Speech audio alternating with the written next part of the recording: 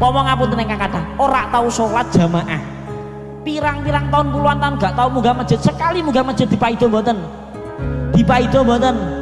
Wah kok dengeren kesambet setan kok ngendi? Biasane ngoten nggih mboten. Iki lho kena setan kok ngendi?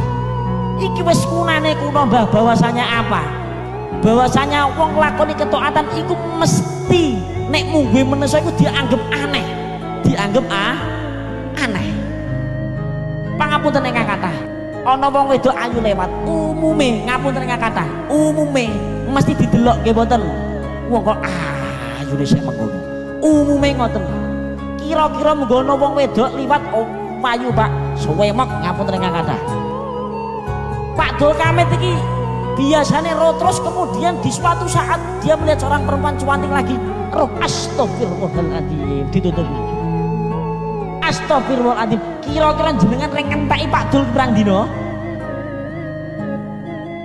Gayane sok suci nggih mboten? Mesti dianggap aneh bagi manusia iku kunane kuno ngoten Pak. Mangkana bitaati indallahi qoriban kana bainan nasi goriban.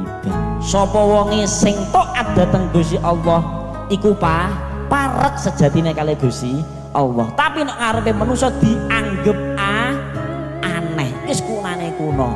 Muga-muga tiyang mriki boten ngoten. Amin Allahumma